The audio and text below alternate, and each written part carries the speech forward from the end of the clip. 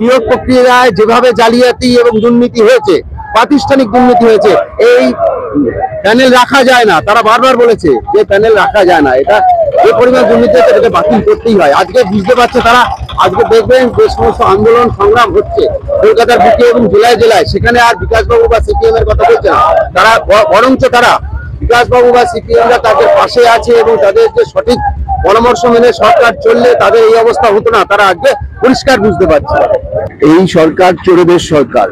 এই সরকারের আমলে চাকরি চুরি থেকে, বাড়ি চুরি থেকে, বালি চুরি থেকে, মাটি চুরি থেকে সবকিছু সংগঠিত হচ্ছে। এবং এই সময়কালের মধ্যে যে ঘটনা ঘটলো, যা ভারতের ইতিহাসে এক ঘটনা হয়ে দাঁড়ালো, আগামী দিনে ইতিহাসে লিখিত হয়ে থাকবে। একটা পরীক্ষা দিয়ে যারা যোগ্যরা চাকরি পেল, আর অযোগ্যরা যারা সাদা খাতা জমা দিয়ে পরীক্ষায় কারচুপি করে দালালদের টাকা দিয়ে চাকরি পেল, সবাই মুড়ি মিস্ত্রি সব এক হয়ে গেল। এই কথা বারবার বলার পরও সেটাকে আলাদা করা গেল না, কিন্তু আলাদা করা যাবে, সবটাই যাবে। সরকার চাইছে এই অযোগ্যদেরকে চাকরিতে বহাল করার জন্য এক্সট্রা পোস্ট ক্রিয়েট করছে। তার প্রতিবাদ আমরা করছি। আমরা বলছি যোগ্যদেরকে অবিলম্বে চাকরিতে ফেরাতে হবে, অযোগ্যদেরকে বাতিল করতে হবে। অযোগ্যরা যাদেরকে টাকা দিল, তাদেরকে, যেসব দালালদের, তাদেরকে ধরে জেলে পুরতে হবে। এই ব্যবস্থার লক্ষ্যে আমরা এগিয়ে চলেছি। আমরা এই দাবিকে নিয়ে মানুষের কাছে যাব, এই দাবিকে নিয়ে সর্বস্তরে যাব। এই আন্দোলন আমাদের চলবে। বিজেপি যেভাবে ধর্মের রাজনীতি খেলছে, কিভাবে ভাঙবেন এই ধর্মের বেড়াজাল?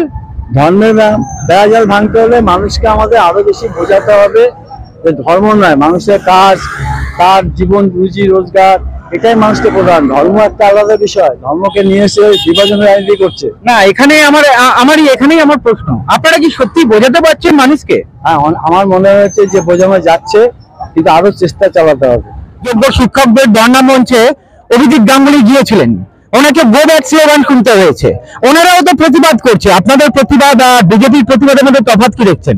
বিজেপি হচ্ছে তৃণমূলের মুদ্রা রিপিট ওপিট। ওরা এখন প্রতিবাদ করছে, কিন্তু আসলে তৃণমূলকে তারা হাওয়া দিচ্ছে। এবং রাজ্য এবং কেন্দ্রের সরকার, শাসক দল, তারা মিলিতভাবেই প্রচেষ্টা চালাচ্ছে কি করে বামপন্থী শক্তি কমানো যায়। বামপন্থী শক্তি কমানো যাবে না। বামপন্থীরা 365 দিন রাস্তায় রয়েছে, আন্দোলন সংগ্রামে রয়েছে, মানুষকে সংগঠিত করছে। এই লড়াই আন্দোলন চলবে, চলছে। মানুষকে কি বোঝাতে পারছেন? আজকে যেভাবে মূল্য বৃদ্ধি হচ্ছে, কেন্দ্রীয় সরকার কিছু হস্তক্ষেপ করছে না এই বিষয়ে। পেট্রোলের দাম বাড়লো, ডিজেলের দাম বাড়লো, গ্যাসের দাম বাড়লো, কি বলবেন? এই মূল্য বৃদ্ধির বিরুদ্ধে তো লড়াইটা আমরাই রাস্তায় রয়েছি। আর যারা মূল্য বৃদ্ধির বিরুদ্ধে লড়াই নেই, তারা আম্বানি আদানির পক্ষে আছে। আমরা সাধারণ মানুষের পক্ষে আছি। আজকে যেভাবে পেট্রোল ডিজেলের দাম বাড়লো, তার ফলে জিনিসপত্রের দাম আরো বাড়বে, গ্যাসের দাম বাড়লো। তো এই অবস্থার মধ্যে দাঁড়িয়ে আমরা পথে নেমেছি, আমরা পথে থাকবো। ব্রিগেড সমাবেশকে সফল করা এবং ব্রিগেড সমাবেশে যে বার্তা আসবে, সেই বার্তা মানুষের কাছে পৌঁছে দেবো আমরা। সেই প্রতিষ্ঠা নিয়েই, সেই প্রত্যয় নিয়েই আমরা মানুষের কাছে যাচ্ছি। আজকের এই পদযাত্রা এই সকল দাবিগুলোকে নিয়েই আমরা মানুষকে জানাচ্ছি। আচ্ছা, মমতা ব্যানার্জি বারবার আপনাদের দিকে আঙুল তোলেন, বলেন আপনাদের জন্য, বিকাশ বাবুর জন্য চাকরি গিয়েছে। কি প্রতিক্রিয়া দেবেন? আপনারা পথে নামছেন, এদিকে মমতা বলছে আপনাদের জন্য চাকরি গেছে। ওসব ফালতু কথা বলে লাভ নেই। বিকাশ রঞ্জন ভট্টাচার্য একজন প্রতিষ্ঠিত অ্যাডভোকেট। তিনি এই লড়াইটা লড়ছেন। লড়াইয়ে তিনি যোগ্যদেরকে পাশে আছেন এবং অযোগ্যরা যারা আছেন সেই অযোগ্যদেরকে বাতিল করার দাবি নিয়ে লড়ছেন। তাই জন্য মমতা ব্যানার্জি চক্ষুশূল হয়েছে। মমতা ব্যানার্জি চাইছে তাদের যে দালালরা টাকা নিয়েছে, তাদেরকে কিভাবে পোস্ট ক্রিয়েট করে ঢোকানো যায়, এই ব্যবস্থা করছে। এই ব্যবস্থার বিরুদ্ধে আমাদের আন্দোলন, দালালদের জেলে পড়ার দাবিতে আমাদের আন্দোলন। এই কথা বলবেই। আগামী 20 এপ্রিল যে আমাদের ব্রিগেড সমাবেশ আছে, সেই ব্রিগেড সমাবেশে আমাদের 4টে আমাদের যে বস্তি ইউনিয়ন, শ্রমিক, কৃষক, ক্ষেত মজুর, এদের যে মূল দাবি, মানুষের জীবন জীবিকা আজকে বিপদের মুখে পড়েছে। এবং শ্রম কোড আপনারা জানেন যে শ্রমিকের স্বার্থে কোনো আইন ওরা রাখছে না। আদানি আম্বানি যেমন ইচ্ছা তেমন শ্রমিককে ভাড়া করবে, তাড়িয়ে দেবে, যেমন ইচ্ছা বেতন দেবে। এতে চলতে পারে না।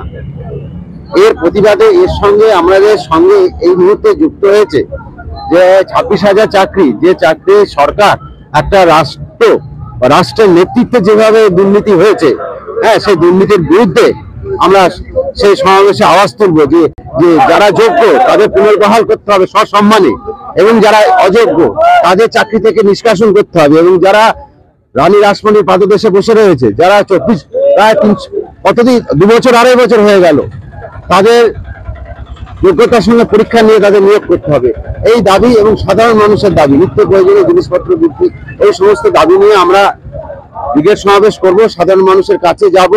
এবং আপনারা জানেন যে সাধারণ মানুষ আর বাইনারি যেভাবে হিন্দু মুসলমানকে ভাগ করার প্রচেষ্টা সরকার দুটো সরকারই করে যাচ্ছে কায়দা করে, সে মানুষ আর মানবে না।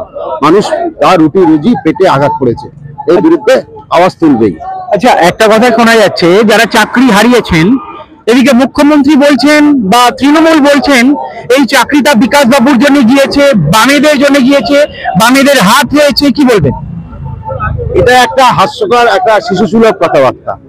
আমাদের যারা চাকরি প্রার্থী, যারা আজকে রাস্তায় নেমেছে, তারা প্রথম দিকে একটু বিভ্রান্ত হয়েছিল, বিশেষ করে হাইকোর্টের রায় এবং তারপরে যে সুপ্রিম কোর্টের স্টে অর্ডার দিয়েছিল, তাতে ওরা ভেবেছিল হয়তো যে বিকাশ বাবু বা সিপিএম এর কিন্তু সুপ্রিম কোর্টের রায় এবং তারা পরিষ্কার চিত্রটা যখন বারবার বিচারকরা বলছে যে এসএসসি কে বলছে এবং পর্ষদকে বলছে, সিবিআই কে বলছে তোমরা যোগ্য অযোগ্য লিস্ট দাও, সেই লিস্ট তখন তারা দিতে পারছে না এবং তারা ইচ্ছাকৃতভাবে দুটোকে গুলিয়ে দিচ্ছে।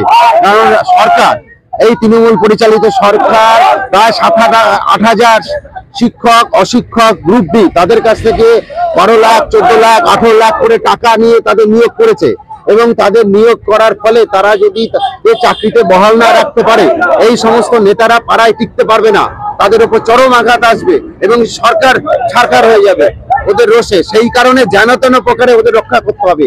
ওদের রক্ষা করতে গিয়ে বাকি 19,000কে ওরা বলে দিতে চাইছে যে দুটো একসঙ্গে গুলিয়ে দেবো, গুলিয়ে দিয়ে সরকার বিচার ব্যবস্থা যেন সবাইকে রেখে দেয়। কিন্তু বিচার ব্যবস্থা পরিষ্কার বলেছে যে এই ব্যবস্থা চলতে পারে না।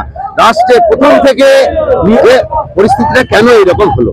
আজকের সময় মানুষ যখন প্রতিটা দিন তার মেহনত করে অর্জন করার রুজি রোজগার করার চেষ্টা করছে, তখন তাদের পিছিয়ে পড়ার চেষ্টা করছে সরকার, রাজ্য সরকার, কেন্দ্র সরকার।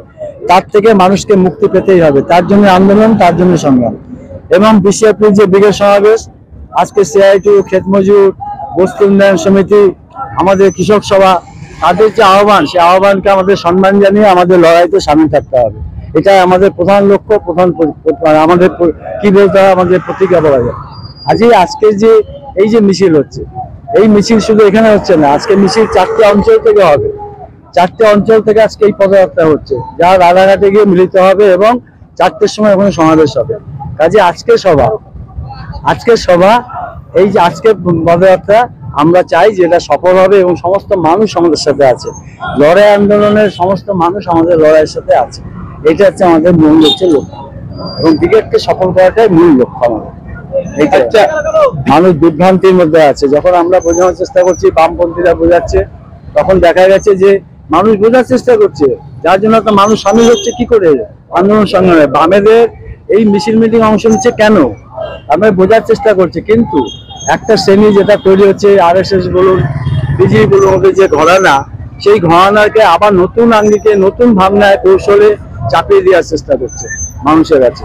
এটা হচ্ছে বড় আমাদের কাছে চ্যালেঞ্জ। এই চ্যালেঞ্জ আমাদের গ্রহণ করতে হবে, মানুষকে বোঝাতে হবে, এছাড়া কোনো রাস্তা নেই, কোনো বিকল্প নেই।